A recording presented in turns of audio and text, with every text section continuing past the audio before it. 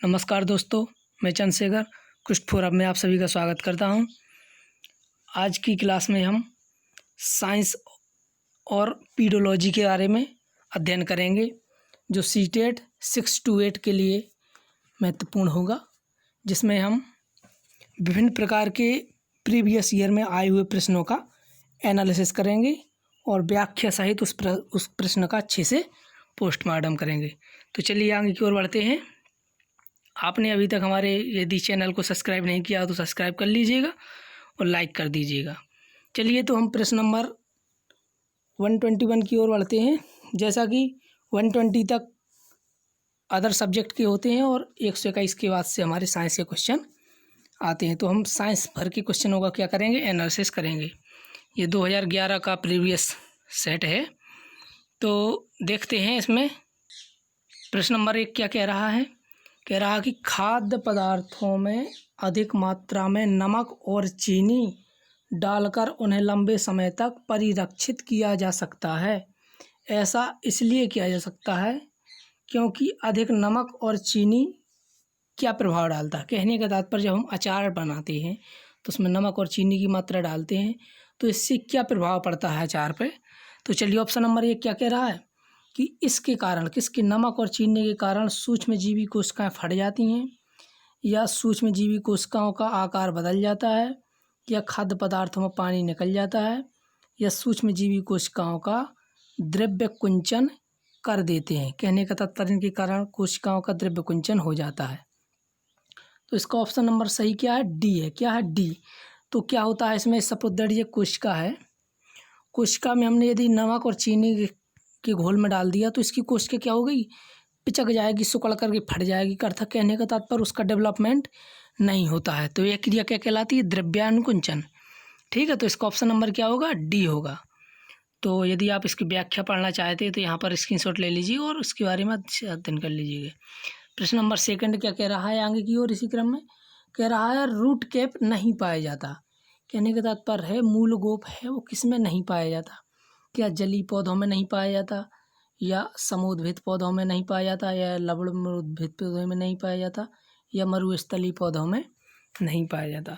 तो सबसे पहले हम समझेंगे कि ये रूट कैप होती क्या है। हमको पता है ये सपोज दैट कोई बीज है, यदि इसको ज़मीन में बोएंगे तो नीचे की ओर जड़ जाती है और ऊपर की ओर क्या होती हैं, पत्तियाँ निकलती हैं। इस प्रकार से पौधा होता है। तो जो जड़ होती है, जड़ का सबसे निचली हिस्सा होता है ना, तो यहाँ पर जो सबसे अंतिम हिस्सा होता है वहाँ पर एक कैप जैसी कैपनुमा संरचना होती है। इस प्रकार से इसी को कहते हैं रूट कैप। और इसका काम होता है पृथ्वी के अंदर की ओर वृद्धि करने में, जड़ों की वृद्धि करने में सहायता करना। तो कहने का तात्पर्य हम समझेंगे कि जहाँ पर कठोर जमीन होगी या कठोर वस्तु होगी उसमें छिद्र करने के लिए आवश्यकता होगी रूट कैप की। तो चलिए ऑप्शन से अब हम देखते हैं। अब हमको अंतिम से चलेंगे। क्या मरुद्भिद मतलब होता है जो रेगिस्तानी स्थान में पाए जाते हैं, तो उसके लिए तो आवश्यकता होगी। तो कहने का तात्पर्य ये तो हो ही नहीं सकता क्योंकि नहीं पाया जाता, पूछ रहा और न पाया जाता है। लवणोद्भिद जो लवड़ी मृदा होती है वहाँ पर भी पाया जाता है, तो ये भी नहीं हो सकता। समूहोद्भिद पौधे मतलब जो चट्टानों में पाए जाते हैं उसमें भी आवश्यकता होगी। लेकिन जल में छिद्र करने की कहीं कोई जड़ों को आवश्यकता नहीं होगी क्योंकि वहाँ तो बहुत ही मुलायम जगह होती है। तो जलीय पौधों में रूट कैप नहीं पाई जा सकती है ना। तो इसका ऑप्शन नंबर क्या होगा, ए सही होगा। ऑप्शन नंबर क्या होगा, ए। और अब यदि आप जलीय पौधों के बारे में पढ़ना चाहते हैं तो यहाँ पर ये विशेषता लिखी है, तो उसके बारे में आप अध्ययन कर लीजिएगा। चलिए इसी क्रम में आगे की ओर बढ़ते हैं। अगला प्रश्न क्या कह रहा है, कह रहा है एक शिक्षक विद्यार्थियों को बल वस्तु की आकृति को परिवर्तित कर सकता है। यह क्या है, पुटेशन है। क्या है, बल वस्तु की आकृति को परिवर्तित कर सकता है।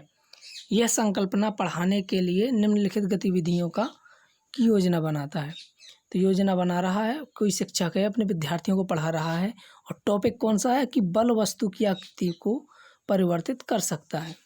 तो इसके लिए ऑप्शन क्या होगा, उदाहरण के रूप में यदि हम देखें कि उदाहरण यदि देखें तो कह रहा सामान्य रूप से अवलोकित उदाहरणों का प्रयोग करते हुए संकल्पना को हम स्पष्ट कराएं, या विद्यार्थियों को एक प्लेट में गुथा हुआ आटा दे करके उसे हाथ से दबाने के लिए कहना, इससे हम बल के बारे में अध्ययन कराएं।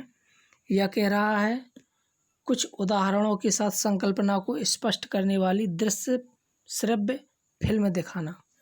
ठीक है, इस प्रकार की उदाहरण दे कर के हम समझा सकते हैं। तो चलिए अब ऑप्शन की ओर बढ़ते हैं। बल की संकल्पना पढ़ाना है तो ऑप्शन ए क्या कह रहा है, वो ऑप्शन नहीं थे, अब ऑप्शन यहाँ पे आते हैं। ये ऑप्शन क्या कह रहा है, वह जानता है कि उसे पाठ योजना के अनुसार चलना चाहिए। गलत। क्या बच्चा मशीन है? नहीं ना, तो पाठ योजना के समय क्यों चलेगा? कैलकुलेटर थोड़ी ना कि जो अपन ने उसको निर्देश दिए उसी के अनुसार चलेगा पाठ योजना। अरे भाई थिंकिंग दीजिए, उसे सोचने का समय दीजिएगा। ठीक है, तो ये ऑप्शन तो गलत हो गया। नेक्स्ट ऑप्शन क्या कह रहा है, वह विद्यार्थियों को परीक्षा के लिए तैयार करना। क्या रोबोट है जो किसी वस्तु को काम करने के लिए तैयार करे? तो ऑप्शन नंबर भी गलत हो गया। नेक्स्ट ऑप्शन क्या कह रहा है, डी क्या कह रहा है, वह अपने ज्ञान को सिद्ध करना चाहता। क्या भाई यहाँ पर कोई प्रतियोगिता चल रही है जो ज्ञान की सृजन करना, उसको तो बल की संकल्पना को हमको बताना है। ठीक है ना, तो ऑप्शन नंबर सी यहाँ पर सही है। ऑप्शन नंबर सी क्या कह रहा है, कक्षा में विभिन्न प्रकार के विद्यार्थी हैं। आपको पता है कि कोई मंदबुद्धि या कुशाग्र बुद्धि होते हैं, कुछ बालक क्या होते हैं अच्छी IQ वाले होते हैं, तो विभिन्न प्रकार के बालक होते हैं। यह यहाँ तक बात सही है। और वह बहुआयामी बौद्धिकता को संबोधित करता है, यही बात सही है ना, क्योंकि विभिन्न प्रकार के बालक क्या होते हैं, भिन्न भिन्न IQ वाले होते हैं। तो ऑप्शन नंबर यहाँ पर क्या होगी, सी होगा। ऑप्शन क्या होगा, यदि हम किसी को ये है, देखो क्या पर क्या कह रहा, सी कह रहा शिक्षक शिक्षार्थियों को बल की वस्तु की आकृति को परिवर्तित कर सकता है, यह संकल्पना है। इसको पढ़ाने के लिए उसे विभिन्न प्रकार के उपागमों का प्रयोग करना चाहिए, उपागमी उपकरणों का उपयोग करना चाहिए। ठीक है ना, तो ऑप्शन नंबर यहाँ पर सी सही होता। चलिए नेक्स्ट प्रश्न की ओर बढ़ते हैं। नेक्स्ट प्रश्न क्या कह रहा है, कह रहा मिस पटेल कोई मैडम है, वो XYZ मतलब कोई विद्यालय का नाम है, तो विद्यालय की प्राचार्य है। वे क्या करती हैं, अलग अलग विषयों के शिक्षण के स्थान पर, जो विभिन्न प्रकार की शिक्षा के अलग अलग विषय पढ़ाते थे, उन सभी विषयों के स्थान पर विज्ञान शिक्षण में एकीकृत उपागम का प्रयोग करना चाहती है। तो यहाँ से पकड़िएगा एकीकृत उपागम होता क्या है, तो इसका आधार क्या है। सबसे पहले हम एकीकृत उपागम पढ़ समझेंगे। कहने के तत्पर हमने कोई बालक है, यदि उसको हम पढ़ाते हैं विज्ञान पढ़ना है, क्या है, विज्ञान हो गया, सामाजिक हो गया और मैथ हो गया और विभिन्न प्रकार का अदर जितने भी सब्जेक्ट हैं, यदि इन सभी विषयों को अलग अलग ना पढ़ा करके एक ही विषय के रूप में पढ़ाया जाए, या विभिन्न प्रकार की सपोज एक कोई ऐसा विषय कर दें जिसमें सभी प्रकार के विषयों के बारे में हो। यदि हमने पौधे के बारे में पढ़ाए तो बच्चों को बताएं कि पौधे से हमें क्या क्या प्राप्त होता है, तो भोजन हो गया। ठीक है ना, तो उसका दैनिक जीवन में क्या उपयोग है ना। यदि इसकी बात की जाए बहुत पौधे हमको कौन सी गैस निकालते हैं, तो विज्ञान की बात आ गई। ठीक है, इसकी बात कहा जाए तो पौधे सबसे पहले पौधा कौन हुआ था, तो ये प्राचीन बात आ गई। तो इसमें सामाजिक का कहने के तात्पर्य एक विषय विभिन्न प्रकार के विषयों को एक विषय के रूप में पढ़ाना ही क्या कहलाता, एकीकृत उपागम कहलाता है। ठीक है ना, तो इसके बारे में हम प्रयोग कर रही है भी एकीकृत उपागम का प्रयोग करने के लिए कह रही है। तो ऑप्शन देखिएगा, ऑप्शन नंबर ए क्या कह रहा है कि शिक्षकों को समय सारणी में व्यवस्थित करने में। क्या भाई एकीकृत का ये उद्देश्य है? नहीं, तो ये गलत हो गया। शिक्षक अलग अलग शिक्षकों के साथ समायोजन नहीं कर पाते, ये तो बिल्कुल गलत ही नेगेटिव है। सभी विषय आपस में जुड़े हुए हो, देखो यहाँ तक तो बात सही है। और शिक्षक उनकी पाठचर्याओं के मध्य संबंध जोड़ सकें, हाँ यही बात सही है। ठीक है ना, चलिए डी और पढ़ लेते हैं। उसके विद्यालय में अलग अलग विषयों पढ़ाने के लिए योग्य शिक्षक उपलब्ध नहीं है, ये तो कोई गलत बात ही नहीं हुई। ठीक है ना, तो ये इसका ऑप्शन नंबर क्या है, सी ऑप्शन नंबर सही है। चलिए नेक्स्ट प्रश्न की ओर प्रोसीड करते हैं। नेक्स्ट प्रश्न क्या कह रहा है, एक आदमी सुनार बनकर घर घर जाता है और लोगों के पुराने स्वर्ण के आभूषण की चमक फिर से लौटाने का वचन देता है, पर उस पर विश्वास कर कि एक महिला अपनी सोने की चूड़ियाँ उसे दे देती है, जिन्हें वह एक घोल में डालता है और चूड़ियाँ तो चमक जाती हैं पर उनका भार काफ़ी कम हो जाता है। इस धोखेबाज द्वारा प्रयोग किए जाने वाला घोल क्या है? कहने का तात्पर्य एक महिला थी, उसकी सोने की चूड़ियाँ थी वो पुरानी हो चुकी थी, तो एक सुनार के पास गई, उन्होंने सुनार आया तो उसने कहा कि मेरी चूड़ियों को नया कर दीजिएगा। तो उसने लिया एक घोल लिए था, ठीक है ना, उस घोल में क्या किया, उस चूड़ियों को डाला और वे काफ़ी चमकने लगी, लेकिन उसका कुछ ऊपर का जो पदार्थ ऊपर का सोना था वो क्या हो गया, घिस गया या उसमें चला गया। तो वह पदार्थ कौन था, ठीक है। तो उसको कहते हैं अम्लराज, अम्लों का राजा। क्या होता है उसका नाम? अम्लराज है, जो कठोर से कठोर धातु को गला दे सकता है। सोना सबसे कठोर है ना उसको। तो इसमें क्या होता है, HCl, सांद्र HCl और सांद्र HNO3 का मिश्रण होता है। क्या होता है? मिश्रण होता है। इसमें क्या होता है, एक भाग होता है HNO3 का और 3 भाग होता है HCl का। कहने का तात्पर्य यदि कोई 4 वस्तुएं हैं तो उनमें से 3 वस्तुएं तो HCl की होंगी और एक वस्तु क्या होगी, HNO3 का। इन तीनों को मिला दें, इतने भाग को 3 मात्रा HCl की कर दें और HNO3 की 1 मात्रा, इनको मिलाकर के जो घोल बनेगा वो क्या कहलाएगा, अम्लराज कहलाएगा। और उसने अम्लराज में क्या करेगा, घोल कर सोने को डाल करके उसने चमकदार व सोना क्या कर दिया, बना दिया। तो इसका ऑप्शन नंबर क्या होगा, बी सही होगा। क्या होगा, बी सही होगा। चलिए नेक्स्ट प्रश्न को और प्रोसीड करते हैं। नेक्स्ट प्रश्न क्या कह रहा है, एक शिक्षक कक्षा 6 में भोजन के तत्व, टॉपिक का नाम क्या है, भोजन के तत्व को पढ़ाने की योजना बनाता है। निम्नलिखित में से वह किसे मुख्य प्रश्न की रूप में प्रयुक्त किया जा सकता है। कहने का तात्पर्य है कोई शिक्षक है, वो कक्षा 6 के बच्चों को भोजन के तत्व के बारे में पढ़ाता है। अब छोटा बच्चा 6 का है तो उसको हम उसके दैनिक जीवन में, आसपास के वातावरण में, मतलब कहने का तात्पर्य जो दैनिक जीवन में पर डे जो से भोजन खाता है उसी के बारे में तो वो जानता होगा। अब तुम इडली की बात करो, डोसा की बात करो, तो वो क्या जानेगा, नाम तो नहीं जानेगा, खाने जानेगा। तो उसको दैनिक दिन में, मतलब जो पर डे जो भोजन में खाता है उसका उदाहरण दे करके हम समझाएंगे। तो कौन सा प्रश्न पूछेंगे उससे पहले, तो कह रहा अपनी माँ विविधतापूर्ण भोज्य पदार्थ वाला भोजन क्यों देती है।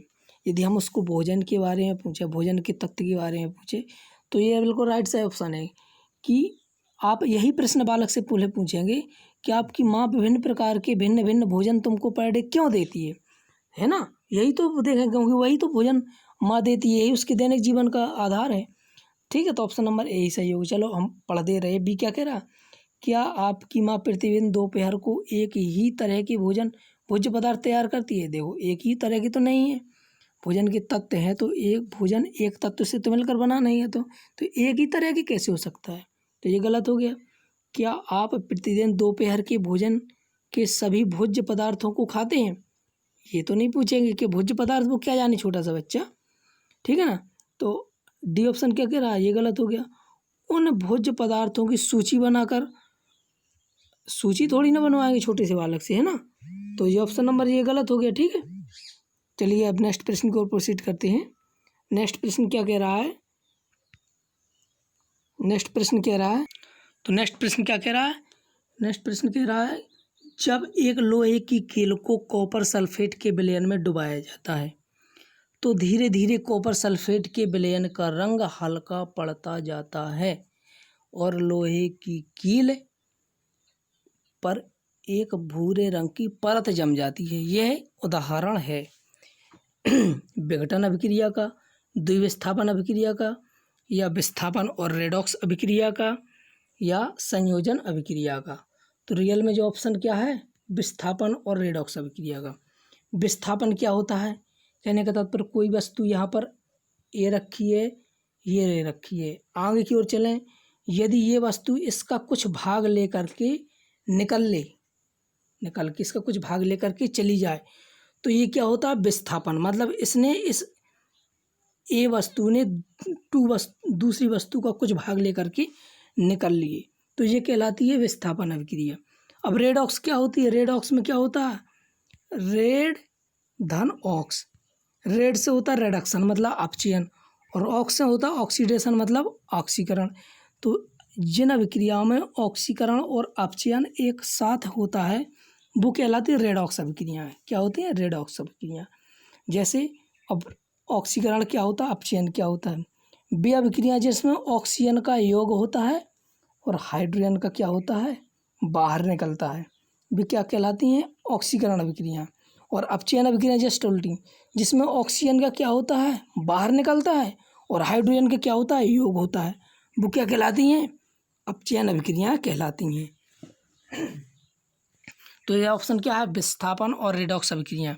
अब इसका हम उदाहरण लेकर समझेंगे। देखिए यहाँ पे एक रिएक्शन दी गई है, Fe+CuSO4 FeSO4+Cu।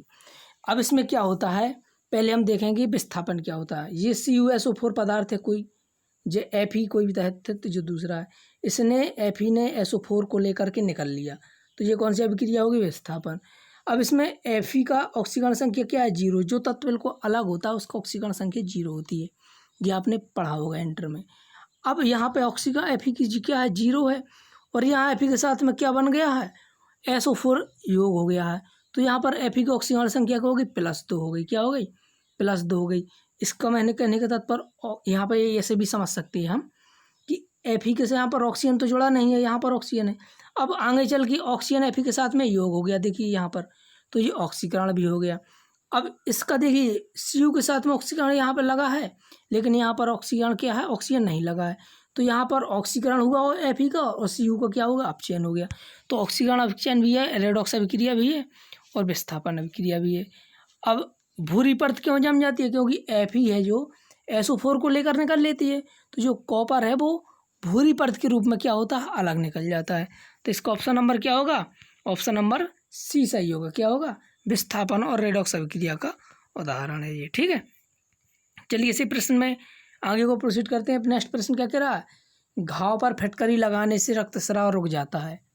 कहने का तात्पर्य है, जब चोट लग जाती है, दाढ़ी बनाते हैं तो क्या करते हैं, सैलून में जब जाते हैं तो यदि ब्लेड लग जाती है तो हम फिटकरी लगा देते हैं, तो इससे रक्तस्राव क्या हो जाता है, रुक जाता है। तो क्या कारण है, इसका कारण है, एक कह रहा है फिटकरी रक्त को स्कंदित करके थक्का बना देती है, बी कह रही है फिटकरी घाव के आसपास तापमान को कम कर देती है, सी कह रहा फिटकरी एक पूर्तिरोधी है, डी कह रहा फिटकरी का टुकड़ा घाव को ढक देता है। तो इसमें से ऑप्शन नंबर क्या है, ए सही है। क्या है, ए, फिटकरी रक्त को स्कंदित कर देती है। कहने का तात्पर्य है, हम ऐसे समझेंगे, फिटकरी क्या होती है, पॉजिटिव रक्त क्या होता है, नेगेटिव, ऐसे समझ लें, पॉजिटिव नेगेटिव समझ लें बस। तो ये पॉजिटिव नेगेटिव मिलता है तो क्या बन जाता है, यो थक्का बन जाता है, क्या, थक्का जम जाता है। तो यही ऐसा ही है, ब्लड यदि सपोज दैट क्या है, नेगेटिव समझ लें हम, या फिटकरी कुछ भी किसी को समझ लें, तो जब आपस में मिलता है तो वहाँ पर थक्का जम जाता है और ब्लड क्या होता है, बहना रुक जाता है। तो कहने का था स्कंदित का मतलब ही होता है थक्का बनना, या स्कंदित करना या जमा देना। तो फिटकरी क्या करती, ब्लड का स्कंदित करके थक्का जमा देती है। ऑप्शन नंबर क्या है, ए सही है। ठीक है, यहाँ पर हम इसको याद रखेंगे, जो K2SO4 Al2SO4 का होल 3 × 24H2 है ना, ये फिटकरी का क्या है, फिटकरी है ना, जो हम दाढ़ी आड़ी लगाते हैं, इसका फॉर्मूला, तो इसको याद रखेंगे। इसको पोटास एलम भी कहते हैं। क्या कहते हैं, पोटास एलम भी कहते हैं। चलिए नेक्स्ट प्रश्न को प्रोसीड करते हैं। नेक्स्ट प्रश्न क्या कह रहा है, कह रहा है निम्नलिखित में से किसका आकलन हो सकता है, आकलन करना है किसका, जब गीता मनुष्य में पोषण है, मनुष्य में पोषण, ये है टॉपिक, क्या, मनुष्य में पोषण विषय का केवल बहुविकल्पी प्रश्नों द्वारा मूल्यांकन कर रही है। आप याद रखेंगे, जब भी बहुविकल्पी के द्वारा मूल्यांकन करें, सिर्फ बहुविकल्पियों के द्वारा मूल्यांकन करें, तो इससे क्या होगा, विद्यार्थियों के क्या क्या क्या होगा। देखिए ऑप्शन क्या कह रहा है, भोजन संबंधी आदतों से जुड़ी गलत अवधारणा। याद रखेंगे, जो ऑप्शन वाला होता है ना, विकल्प वाला, उसमें सिर्फ गलत और सही का ही निर्धारण किया जा सकता है बस। अब हमको गलत तो मिल गया, तो गलत देखो, पहले ऑप्शन में मिली जुड़ी गलत अवधारणा, तो ये सही हो सकता है। अब सही वाला है कि नहीं है ये देखना है हमको बस। नेक्स्ट में क्या कह रहा है, विद्यार्थियों के ज्ञान का प्रयोग करके रोल प्ले, कोई मतलब ही नहीं है, क्योंकि रोल प्ले थोड़ी ना करेंगे, उसमें तो सही गलत है, बहुविकल्पी वाला है। भोज्य अवयवों को की महत्व को समझाने के लिए विद्यार्थियों की क्षमता, उस पर एक लंबा निबंध तो है ही नहीं, क्योंकि ये दीर्घोत्तरी प्रश्न का है। भोज्य पदार्थों में वर्गीकरण करने के पोस्टर लगाने, पोस्टर से क्या मतलब है, तो क्या है, ऑप्शन नंबर ए ही सही है। क्योंकि हमने बताया जहाँ बहुविकल्पी वाला आ जाए प्रश्न, तो वहाँ पर सही या गलत का ही आंसर देते हैं, या सही होगा या गलत। तो यहाँ पर क्या कह रहा, भोजन संबंधी आदतों से जुड़ी गलत अवधारणा है, इन्हीं का हम क्या करेंगे, मूल्यांकन कर रही है। ठीक है ना, तो ऑप्शन नंबर क्या है, ए सही है। ठीक है ना, चलिए नेक्स्ट प्रश्न की ओर प्रोसीड करते हैं। नेक्स्ट प्रश्न क्या कह रहा है कि गति के निम्न उदाहरण में से किसमें तय की गई दूरी और विस्थापन के परिणाम बराबर है। तो हमको सबसे पहले पता होना चाहिए कि ये दूरी क्या होती है और विस्थापन क्या होता है। कहने के तात्पर्य कोई व्यक्ति है, यहाँ से उसने चलना प्रारंभ किया, ठीक है ना, अब वो चलते चलते ऐसे यहाँ तक पहुँच गया, ठीक है, यहाँ तक। तो इसकी दूरी तो कितनी हो गई, यहाँ से चलते गया यहाँ तक इतनी दूरी चला, लेकिन विस्थापन ऐसे नहीं निकालेंगे, विस्थापन होता सीधी लाइन। तो विस्थापन जो हो गया, इतना विस्थापन हुआ और ये दूरी हो गई। लेकिन यहाँ पर क्या कह रहा तय की गई दूरी और विस्थापन बराबर हो। कौन सी चाल चले, कहाँ पर चले कि विस्थापन और क्या हो, दूरी बराबर हो। ये क्या कह रहा है वृत्ताकार पथ पर इस प्रकार से चले तो नहीं हो सकता ना, यहाँ से चला तो इतनी चल गई, लेकिन विस्थापन तो सीधी। दोलन करता हुआ दोलक, तो ये भी नहीं हो सकता। ये दोलक क्या होता है, ये होता है इस प्रकार से, कोई पत्थर इस प्रकार से घूम रहा है, ऐसे जा रहा है, ऐसे जा रहा है, ये है दोलक। तो नहीं ना, कभी यहाँ पर कहीं यहाँ तो, लेकिन विस्थापन यहाँ पर होगा तो ऐसे निकालेंगे तो ये दूरी तो ज़्यादा हो जाएगी। सूर्य के गिर्द घूमती हुई पृथ्वी, ये पृथ्वी, ये सूर्य है, यहाँ पृथ्वी, तो इस प्रकार से तो नहीं हो सकता। और ऑप्शन नंबर डी क्या कह रहा, सीधी सड़क पर चलती हुई कार। हाँ, ये सही है। यहाँ पर कार चल रही है तो सीधी चल रही कार, यहाँ से इस प्रकार से चल रही है, यहाँ तक पहुँच गई, तो यहाँ का विस्थापन भी ऐसे ही निकलेगा और दूरी भी यही होगी। तो ऑप्शन नंबर क्या होगा, डी क्या होगा, सही होगा। ठीक है, चलिए नेक्स्ट प्रश्न को प्रोसीड करते हैं। नेक्स्ट प्रश्न क्या कह रहा है, नेक्स्ट प्रश्न कह रहा है कि विद्युत यंत्रों में बैकलाइट का प्रयोग क्यों किया जाता है। सपोज दैट ये कोई डोरी है, वायर है, इसके ऊपर ये चढ़ा हुआ है कवर, ये चढ़ा हुआ है कवर, यही बैकलाइट है। तो इसका काम क्या होता है, कुचालक है, इसको पकड़ लेते हैं, लेकिन तार को हम छू लें तो करंट लगता है। तो ये क्या होता है, जिसको छूने से करंट लगता है वो क्या होता है, सुचालक होता है, और जिसको छूने से करंट नहीं लगता वो कुचालक होता है। तो बैकलाइट क्या होगा, छूने से करंट तो लगता नहीं प्लास्टिक से, तो क्या होगा, कुचालक होगा। तो ऑप्शन नंबर क्या होगा, ऑप्शन नंबर क्या होगा, सी ऑप्शन नंबर सही, विद्युत का कुचालक है बैकलाइट। चलिए नेक्स्ट प्रश्न को प्रोसीड करते हैं। नेक्स्ट प्रश्न क्या कह रहा है, घरों में प्रकाश स्रोत के रूप में एलईडी बल्ब और सीएफएल दोनों का आमतौर पर प्रयोग किया जाता है। सीएफएल का अब तो नहीं करते, पहले किया जाता था। निम्नलिखित में से कौन सा कथन सही है। कह रहा एलईडी बेहतर है, बिल्कुल सही बात है। अच्छा है क्योंकि सीएफएल में विषैला पदार्थ होता है, बिल्कुल सही बात है।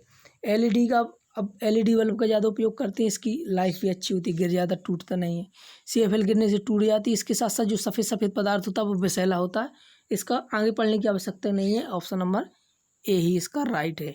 जो हमको एलईडी और सीएफएल की फुल फॉर्म याद रखना है। एलईडी की फुल फॉर्म क्या होता है, लाइट इमिटिंग डायोड, क्या होता है, लाइट इमिटिंग डायोड। और सीएफएल की फुल फॉर्म क्या होती है, compact fluorescent lamp, compact fluorescent lamp. ठीक है, नेक्स्ट प्रश्न को प्रोसीड करते हैं। नेक्स्ट प्रश्न क्या कह रहा है कह रहा पानी बीजों के अंकुरण को कैसे प्रभावित करता है, ये संकल्पना है। पानी बीजों के अंकुरण को कैसे प्रभावित करता है, पता लगाने के लिए शिक्षक ने विद्यार्थियों को सेम के बीज को रुई की परत पर भिगोकर कुछ दिनों, याद रखना भिगो क्या कह रहा बीज को रुई की परत पर भिगोकर, किसको भिगोआ, भिगोकर मतलब बीज को भिगोया है, यह भाषा शब्दों का ही खेल है। बीज को रुई की परत पर भिगोकर, तो किसको, बीज को भिगोकर की रुई पर कह रहा है कुछ दिनों रखने के लिए कहा और उसमें परिवर्तन देखने के लिए कहा। वह कौन सी एक महत्वपूर्ण सलाह देना भूल गए, क्या देना भूल गए, उन्होंने बीज को भिगोना, यही तो भूल गए कि बीज को भिगो या ना भिगो, लेकिन रुई को भिगोना जरूरी है। तो थोड़े बीज कह रहा, क्या कह रहा, ऑप्शन नंबर ए क्या कह रहा है, कह रहा थोड़ी बीज गीली रुई पर, बिल्कुल सही बात है। थोड़ी बीज रखो या बड़ी कोई मतलब नहीं, लेकिन रुई गीली होनी चाहिए, तो यही ऑप्शन सही होगा। बहुत सारे बीज सूखी रुई पर तो गलत है, कैसे जमेंगे, थोड़े बीज सूखी रुई पर गलत है, बहुत सारे बीज गीली, बहुत सारे कैसे रखेंगे, इतनी रुई हो तो उसके हिसाब से तो रखेंगे, तो ये भी गलत। ऑप्शन नंबर क्या है, ए सही है। ठीक है ना, क्योंकि हमको मालूम है कि गीली रुई पर ही क्या करेंगे, पानी मिलेगा तभी तो वो जर्मिनेट होंगे बीज। नेक्स्ट प्रश्न क्या कह रहा है, ग्रीन हाउस प्रभाव जिससे वायुमंडलीय ताप बढ़ रहा है का मुख्य कारण क्या है। तो ग्रीन हाउस प्रभाव क्या होता है पहले हम समझेंगे। ये सूर्य है, ये पृथ्वी है, यहाँ से सूर्य की किरणें आ रही हैं, पृथ्वी पर आ गई। अब जब ये धूप दिन में आ गई, अब रात्रि के समय जा रही है वापस फिर से वहाँ वायुमंडल में, तो यहाँ पर धूल कणों का और विभिन्न प्रकार की गैसों से एक परत बन जाती है, जिन किरणों को ऊपर न जाकर के फिर से वापस पृथ्वी में भेज देती है, और इसी के कारण पृथ्वी का ताप क्या होता है, बढ़ रहा है। और इसी को क्या कहते हैं, ग्रीन हाउस प्रभाव कहते हैं। इसमें विभिन्न प्रकार की गैसें कौन कौन सी है देख लीजिएगा। कार्बन डाइऑक्साइड है, CFC है, क्लोरोफ्लोरोकार्बन, ये क्या होती है, ये रेफ्रिजरेटर एयर कंडीशनर में उपयोग किया जाता है। ठीक है, कार्बन डाइऑक्साइड है, CFC है, ओजोन है, O3 है। ठीक है ना, और विभिन्न प्रकार की गैसें हैं, तो हम इनको अच्छे से याद रखेंगे। NH4 भी है, NH4 भी है। ठीक है ना, इसके साथ साथ मीथेन गैस जिसको कहते हैं। चलिए नेक्स्ट प्रश्न को प्रोसीड करते हैं। तो यहाँ पर ऑप्शन नंबर क्या है, नाइट्रोजन नहीं है, सल्फर नहीं है, ऑक्सीजन नहीं है, तो क्या, कार्बन डाइऑक्साइड है इसका।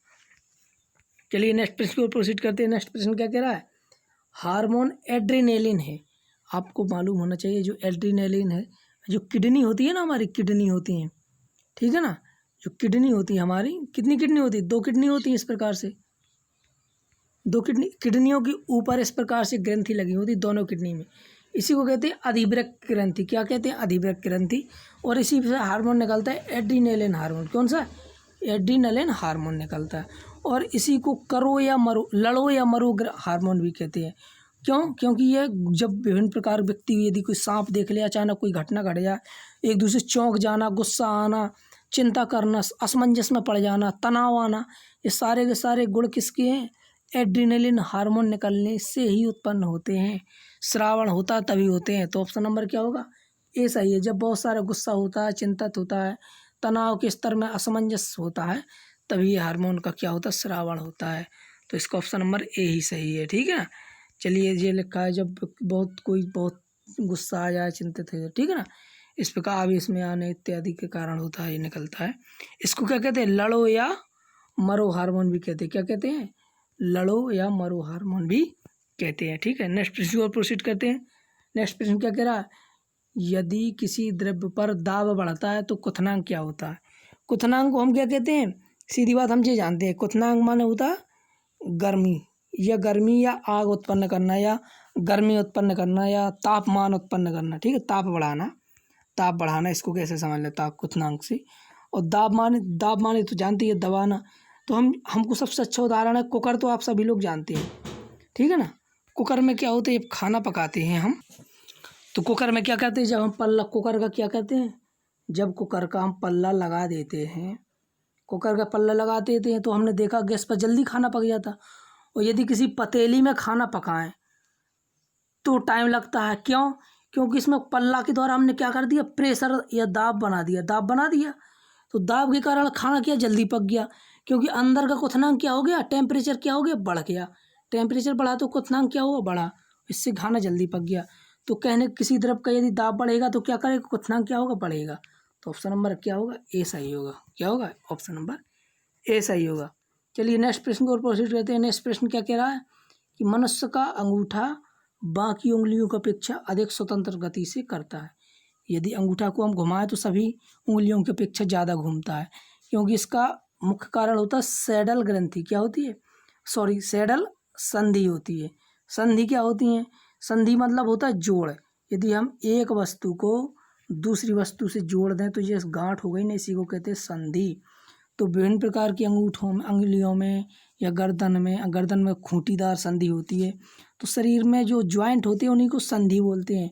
तो अंगूठे में कौन सी संधि पाई जाती है, सैडल संधि। इसी के कारण अंगूठा हमारा सबसे अधिक घूमता है। तो ऑप्शन नंबर क्या होगा, सी ऑप्शन का सही होगा। चलिए नेक्स्ट प्रश्न को और प्रोसीड करते हैं। नेक्स्ट प्रश्न क्या कह रहा है, TGT विज्ञान के पद के लिए 4 प्रत्याशियों को वन काटने के परिणाम, टॉपिक क्या, वन काटने के परिणाम पर एक पाठ्य योजना बनाने के लिए कहा गया है। निम्नलिखित में से कौन सी पाठ्य योजना वैज्ञानिक उपागम प्रदर्शित करती है। ये टॉपिक है, तो इस पाठ्य योजना बनाने के लिए कहा गया। तो क्या कह रहा, कौन सी पाठ्य योजना वैज्ञानिक उपागम प्रदर्शित करती है।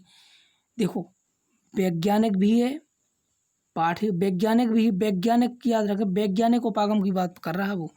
तो वैज्ञानिक में क्या होता है, प्रयोग होते हैं, क्रियाकलाप होते हैं।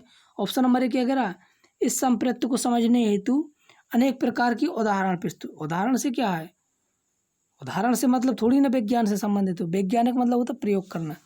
क्या कह रहा है, नेक्स्ट प्रश्न क्या कह रहा है, ऐसे देखो क्रियाकलाप आ गई, मतलब प्रयोग करना या क्रियाकलाप करना। कह रहा है ये सही हो सकता है ना। तो ऐसे क्रियाकलाप सम्मिलित करती है जिन्हें बच्चे समूह में कर सकें। देखो प्रयोग समूह में कराते हैं लैब में, समूह का और पावर पॉइंट प्रस्तुत करके और रिजल्ट भी निकलता। तो ऑप्शन नंबर क्या होगा? बी बिल्कुल सही होगा। संप्रत विद्यार्थियों को समझने के लिए, समझने से क्या तात्पर्य है? विज्ञान तो प्रयोग करते हैं। और वनों को काटने के परिणाम को विस्तार, ये कोई मतलब नहीं है इसका। तो ऑप्शन नंबर क्या होगा? बी ऑप्शन नंबर सही होगा। ठीक है, चलिए नेक्स्ट प्रश्न की ओर प्रोसीड करते हैं। नेक्स्ट प्रश्न क्या कह रहा है कि गणित और विज्ञान ओलंपियाड संचालित करने का मुख्य उद्देश्य है। विज्ञान, आप फिर से देखो वही प्रश्न है, बिल्कुल वही है। देखो अब इसमें गणित के साथ साथ विज्ञान आ गया। तो विज्ञान का तो टॉपिक्स आप समझते हैं कि क्या प्रयोग करना ही होता है, प्रायोगिक करना। और गणित का मतलब होता है चिंतन या थॉट करना, सोचना। तो बस यही जहाँ पर जो ऑप्शन मिल जाए वही आप सही होगा। विद्यार्थियों की योग्यता के अनुसार कोई मतलब ही नहीं है, व्यवसाय से कोई मतलब ही नहीं है, उनके विद्यार्थियों का परिणाम, विद्यालय परिणाम से कोई मतलब ही नहीं है। तो 3 ऑप्शन सही है, तो चौथा ही सही होगा। देखिए सृजनात्मकता मतलब होता है क्या? रचनावाद। ठीक है, सृजनात्मकता मतलब होता है रचनावाद या नया करना। तो सृजनात्मकता हो गया, बिल्कुल सही बात है। प्रयोगीकरण, आगे प्रयोग।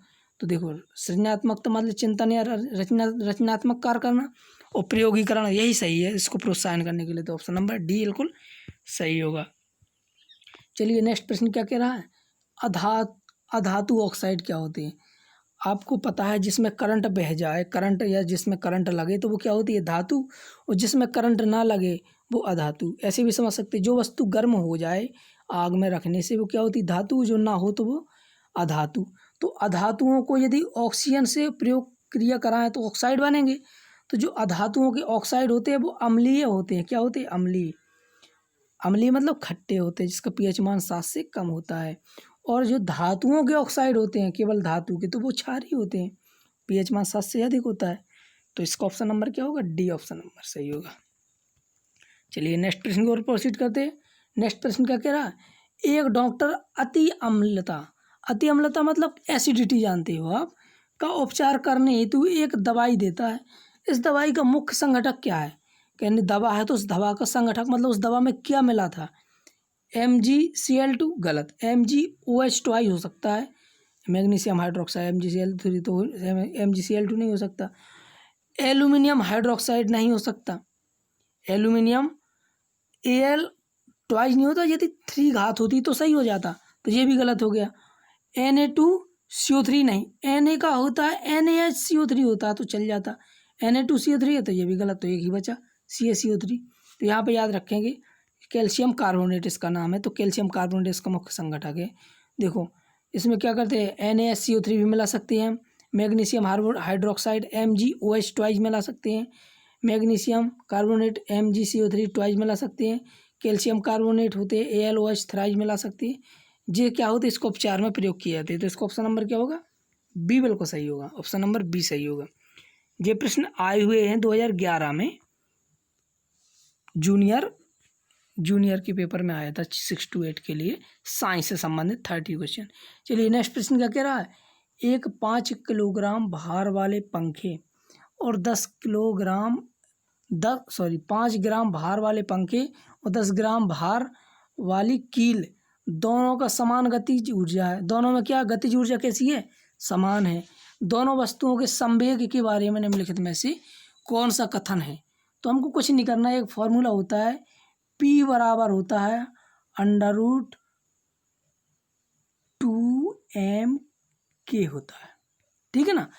तो यहाँ पे m क्या है? द्रव्यमान जो दिया गया है, और P संवेग है। तो बस यहाँ पर रख दो P1 बराबर क्या है, पहले हम कील किस पंखे के लिए निकाले तो m के यहाँ 5 रख दें, तो अंडर क्या हो जाए 2 गुणे 5 के, तो क्या 5 दूनी 10, √10 के हो गया। ठीक है, इसके लिए निकालें तो P2 के लिए क्या हो जाएगा? √10 हो गया, 10 गुणे 2 हो जाएगा के, तो क्या 20 के हो गया। तो P2 बराबर क्या हो गया? √20 के हो गया। और P1 बराबर क्या? √10 के। P2 बराबर 20 के। तो किसका मान अधिक होगा? 10 ग्राम वाले को होगा, क्योंकि इसका P2 का मान कितना है? 20 के। तो किसका होगा? 10 ग्राम भार वाली कील की क्या होगी? संवेग अधिक होगा, क्योंकि P2 का मान अधिक है। तो ऑप्शन नंबर क्या आप देख लीजिएगा, यहाँ पर ऑप्शन क्या कह रहा है? कह रहा है भारी वस्तु में अधिक संवेग होता है। बिल्कुल सही बात है। भारी मतलब जिसका द्रव्यमान अधिक होगा वही तो भारी होगा। तो बिल्कुल सही है। दोनों वस्तुओं बराबर तो नहीं, गलत है। दोनों वस्तुओं के समय तुलना में संबंध गलत। हल्की वस्तु का देख गलत, ठीक है ना। तो ये फॉर्मूला दिया गया आराम से। देखो P बराबर अंडर रूट क्या होगा 2m के, 2m के यहाँ पे क्या बाहर रख दें, क्या है P1 का मान क्या होगा अंडर रूट 10 के हो गया, P2 का मान क्या हो गया रूट 20 के हो गया। तो P2 का मान अधिक अर्थात कील का वजन क्या होगा अधिक होगा, ठीक है। चलिए नेक्स्ट प्रश्न की ओर प्रोसीड करते हैं। नेक्स्ट प्रश्न क्या कह रहा है खाद्य पदार्थों के डिब्बों की आंतरिक सतह टिन से पुटी होती है ना कि जस्ते से। कहने का तात्पर्य जो डब्बा होता है ना अचार का, उसकी जो आंतरिक सतह होती है वो टिन से पुती होती, टिन लगा रहता है, जिंक नहीं लगा रहता, जस्ता। क्यों? टिन कह रहा है जस्ता टिन से अधिक क्रियाशील होता है। बिल्कुल सही बात है। जो जल्दी क्रिया कर लेगा तो उसकी हम क्यों प्रयोग करेंगे। यदि हम जस्ता लगा देंगे तो विभिन्न प्रकार के पदार्थों से क्रिया कर लेगा, पदार्थ खराब हो जाएगा। तो जस्ते का हम प्रयोग नहीं करेंगे। क्यों? क्योंकि वो टिन से अधिक क्रियाशील है। तो यही तो कह रहा है जस्ता है या जिंक है वो टिन से अधिक क्रियाशील होता है, इसी कारण नहीं प्रयोग करते।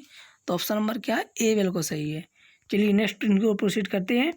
नेक्स्ट प्रश्न क्या कह रहा है हरे पौधे दिन के समय कार्बन डाइऑक्साइड की बजाय वायुमंडल में ऑक्सीजन छोड़ते प्रतीत होते हैं। क्यों?